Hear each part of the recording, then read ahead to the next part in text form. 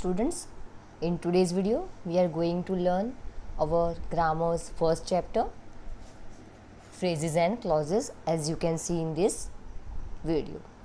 Now before start, what is phrase and what is clause? So phrase is a group of words that make sense but not complete sense. So यहाँ पे phrase and clause के बारे में हम पढ़ेंगे. Phrase क्या होता है और क्लॉज क्या होता है. फ्रेज यानी एक ऐसे वर्ड्स का ग्रुप जो कुछ सेंस बनाता है but it makes the sense incomplete. जो वो सेंस बनाता है वो इनकम्प्लीट होता है, इज कॉल्ड फ्रेज. और क्लॉज जो होता है वो भी अगेन ग्रुप ऑफ वर्ड्स ही होता है, लेकिन वो अपना खुद का एक इंडिपेंडेंट मीनिंग बनाता है, which contains subject and predicate. जैसे जैसे हम आगे बढ़ेंगे वीडियो में, we will discuss about the clause. First of all we have to discuss phrase. Now as you can see here the definition of phrase. What is the definition? A group of words that make sense but not complete sense is called a phrase, which I already told you.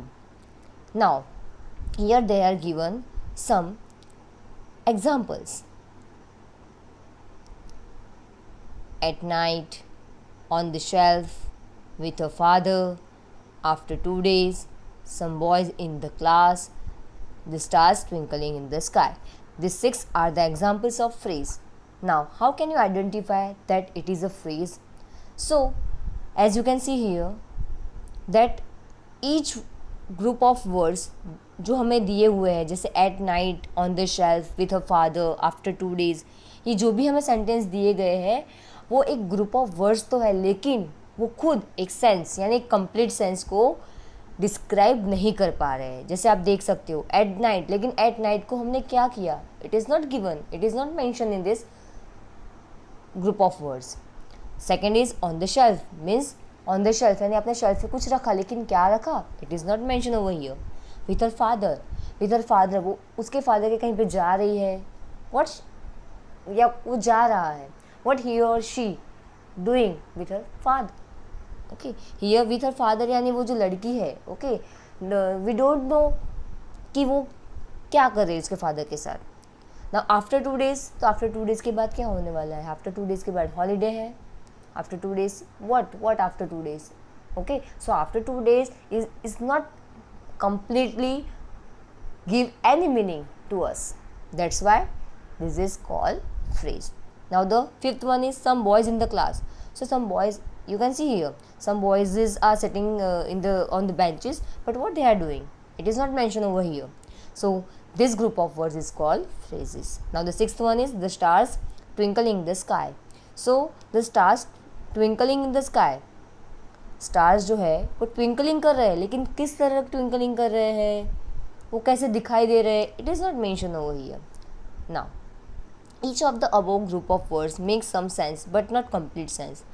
ऊपर के जितने भी हमें groups दिए गए हैं, group of words, वो कुछ सेंस तो बनाते हैं, यानी उनसे हमें कुछ तो समझ में आता है कि वो क्या कहना चाहते हैं, बट एग्जिट क्या कहना चाहते हैं, it not comes out of that words. In order to express complete sense, some more words are required. So अगर हमें ये सारे words जो दिए गए हैं, 6 words, अगर उसका हमें complete meaning समझना है तो हमें कुछ उसके आगे कुछ words के ग्रुप को rearrange करना पड़ेगा. तो हम देखते हैं The moon shines at night. तो हमें ऊपर दिया गया था at night.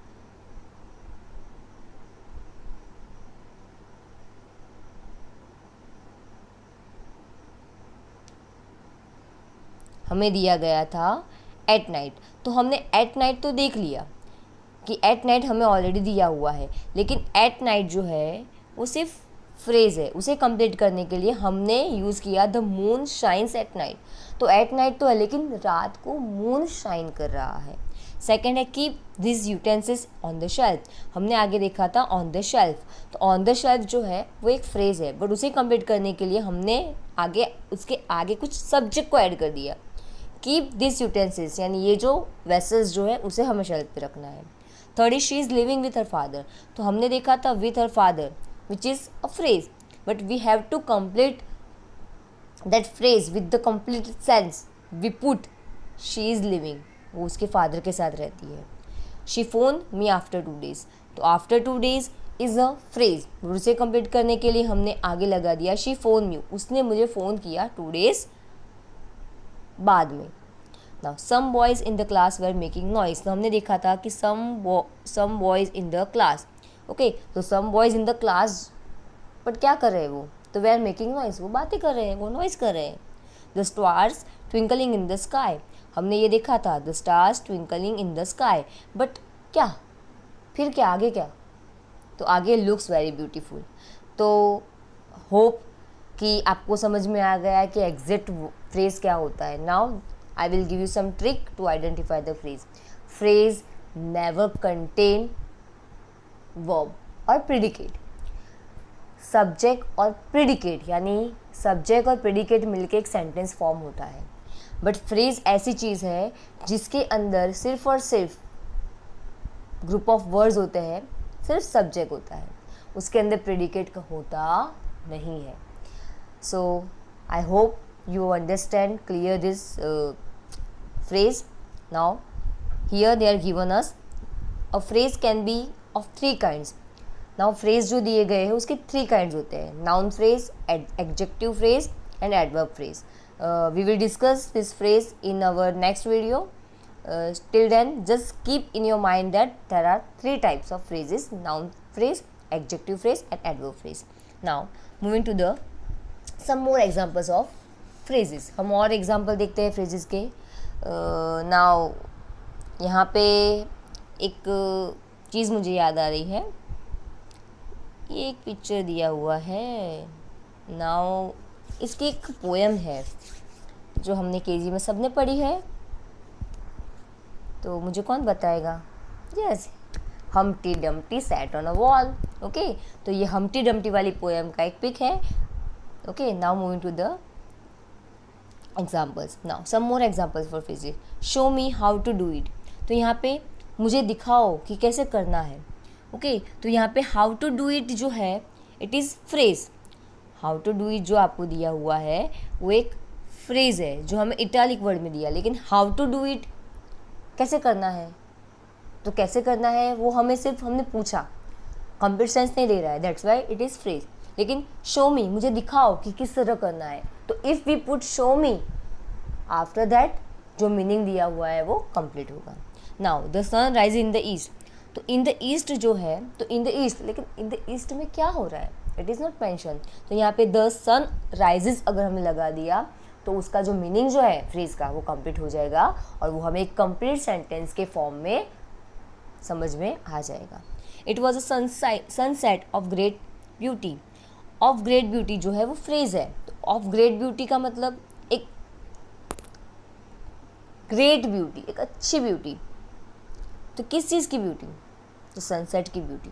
Okay, humpty dumpty, sorry I forgot fourth sentence. There came a giant to my door, तो यहाँ पे टू माई डोर जो है वो आपको एक फ्रेज दिया गया है, लेकिन उसको कंप्लीट किया कि टू माई डोर, तो कौन आया, तो देयर केम अ जायंट, एक जायंट मेरे डोर पे आया.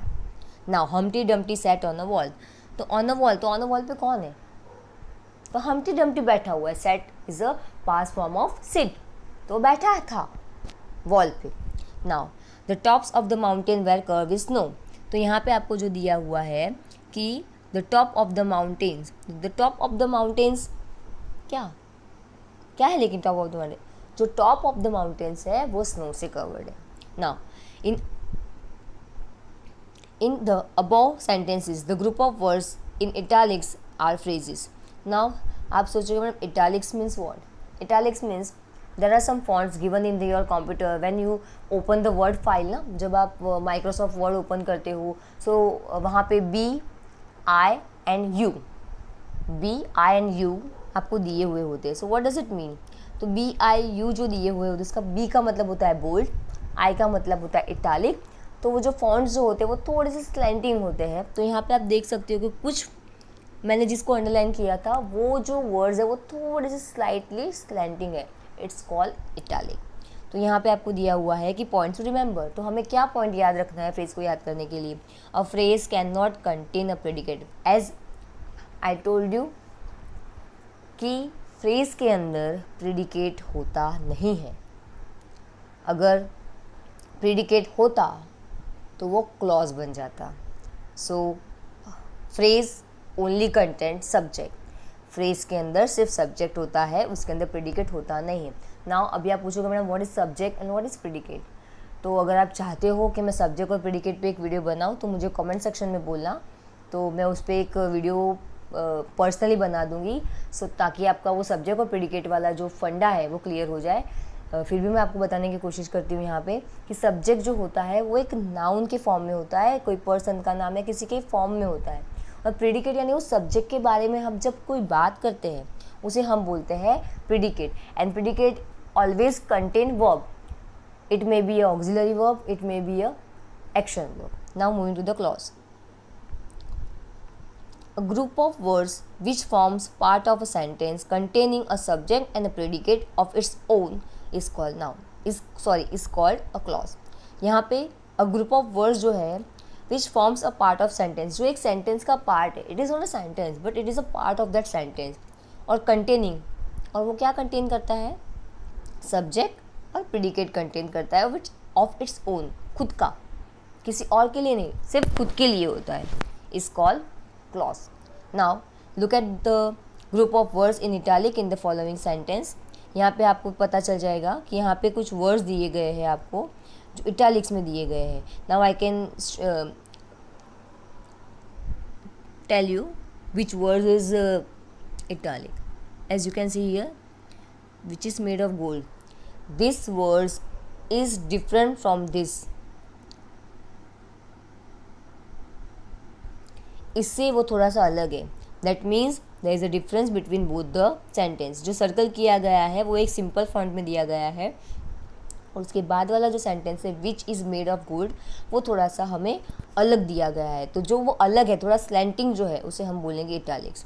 तो यहाँ पे आप देख सकते हो he has a chain which is made of gold, उसके पास एक चेन है जो, विच कंटेन्स, विच यानी जो, बनाई गई हुई है गोल्ड से। Here which is made of gold is not a phrase, यहाँ पे मैंने जो अंडरलाइन किया था which is made of gold, वो एक फ्रेज नहीं है, तो वो क्या है? अगर इट इज़ नॉट फ्रेज तो it is clause, simple, because it has a subject and a predicate. तो यहाँ पे सब्जेक्ट भी है और प्रेडिकेट भी है। मैं आपको बताती हूँ,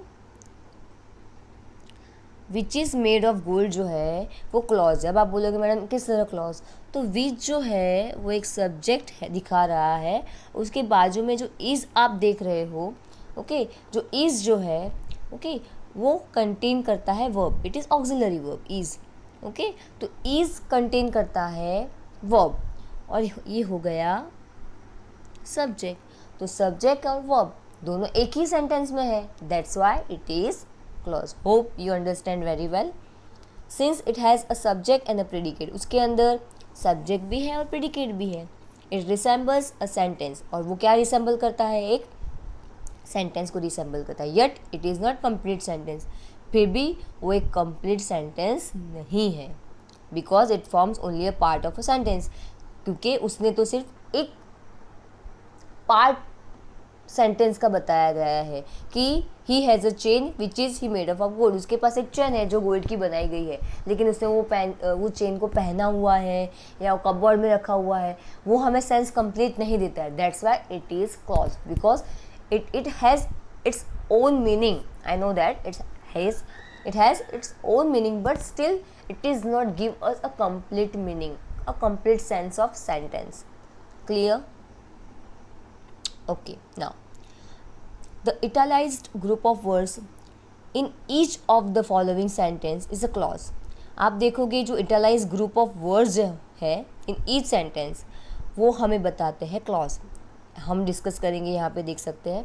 we can not start while it is raining, यानी वाइल इट इज़ रेनिंग जो है इट शोज़ द क्लॉज। अभी आप बोलोगे कैसे क्लॉज, तो वाइल इट इज़ रेनिंग जो है it contains subject as well as predicate. तो वाइल इट इज़ रेनिंग यानी जब बरसात होगी, तो हम क्या करेंगे, वी कैन नॉट स्टार्ट, हम स्टार्ट नहीं कर पाएंगे. लेकिन here it is not sentence. Why, क्या हम स्टार्ट नहीं कर पाएंगे, it is not given, that's why it is clause. Now the second one is people who are honest are respected. तो यहाँ पे पीपल हु आर ऑनेस्ट, तो यहाँ पे पीपल जो है, पीपल हु यानी हमने पीपल के बारे में बात किया, तो who is represent the subject, people are honest. और वो कैसे है, तो आर ऑनेस्ट, तो आर एक ऑक्सिलरी वर्ब है और ऑनेस्ट, तो हम सब्जेक्ट और प्रेडिकेट दोनों को साथ में एक सेंटेंस में गैदर कर दिया है. That's why it is clause. Hope you understand my topic. I think that you have made a mistake. I think, मैंने सोचा, दैट क्या, you have made a mistake, आपने एक मिस्टेक कर दी. तो यहाँ पे यू, दैट से लेके that you have made mistake, ये पूरा एक क्लॉज है. वाई, बिकॉज यू जो है सब्जेक्ट है और हैव जो है एक ऑक्सिलरी वर्ब है. तो सब्जेक्ट और वर्ब दोनों अगर साथ में मिल जाते हैं तो वो बन जाता है clause. Now moving to the fourth, the expected that they would win the match. उन्होंने सोचा कि वो जीत जाएंगे. I hope you understand this examples. They यहाँ पे सब्जेक्ट है और वुड जो है वो वर्ब है. The doctor is hopeful that he will recover soon. तो यहाँ पे आपको येलोइश थोड़ा सा दिख रहा है. तो यहाँ पे ही जो है, दैट के बाद जो ही दिया गया है, तो ही जो है, यहाँ पे ही जो है आप देख सकते हो, यहाँ पे आपको जो ही दिया गया है, ही विल रिकवर सून. तो ही विल मीन्स व्हाट, ही जो है वो एक सब्जेक्ट की तरह वर्क कर रहा है और विल जो है वो एक ऑक्सिलरी वर्ब की तरह यूज़ कर रहा है. That's why this whole group of word is called clause. Now moving to the we all admire a man who is brave. यहाँ पे हु इज़ ब्रेव, तो हु कौन है, मैन, और इज़ ब्रेव, इज़ ब्रेव जो है वो contain करता है verb as well as adjective. Okay, so hope you understand this phrase and clause very well.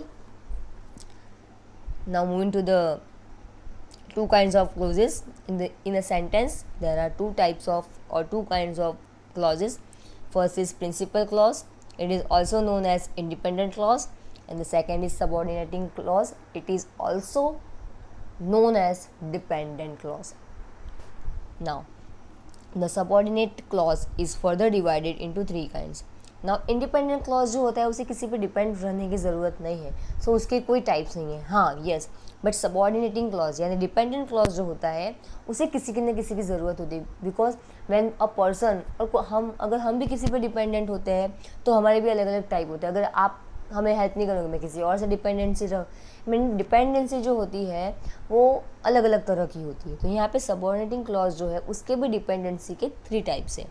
Okay, तो क्या है, एक नाउन क्लॉज, या तो वो नाउन पे डिपेंड करेगा, सेकंड एडजेक्टिव पे डिपेंड करेगा, या तो फिर वो क्लॉज एडवर्ब पे डिपेंड करेगा. नाउ ये जो भी टॉपिक्स जो है, जो टाइप्स है, we will discuss this all the types in detail in our next video. तब तक के लिए आई होप कि ये फ्रेजेस और क्लॉजेस का जो भी एक्सप्लेनेशन है आपने अच्छी तरह से समझ लिया होगा. इफ़ यू वांट, आपको लगता है कि मुझे और अलग अलग ग्रामर के वीडियोस बनाने चाहिए, तो कौन से टॉपिक पे आप वीडियो देखना पसंद करेंगे. और अगर मेरा वीडियो आपको थोड़ा भी अच्छा लगता है तो प्लीज़ मेरे चैनल के नीचे एक थंब होगा, उस पर क्लिक कर देना.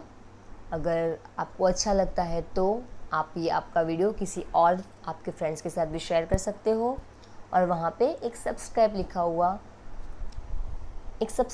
हुआ होगा, उसको सब्सक्राइब कर देना. आफ्टर दैट एक बेल का आइकॉन आएगा, उसे भी आप दबा सकते हो, ताकि मैं जितने भी नेक्स्ट मेरे ग्रामर की वीडियोस अपलोड करूँ तो आपको सबसे पहले नोटिफिकेशन मिल जाए. होप कि आपको मेरे वीडियोस अच्छे लगते हैं. मुझे बहुत सारे कमेंट्स आते हैं कि मेरा मेथड अच्छा है. सो अगर आप ये सारी चीज़ें बताते हो तो I feel very proud that I help my students. So keep learning. Thanks for watching.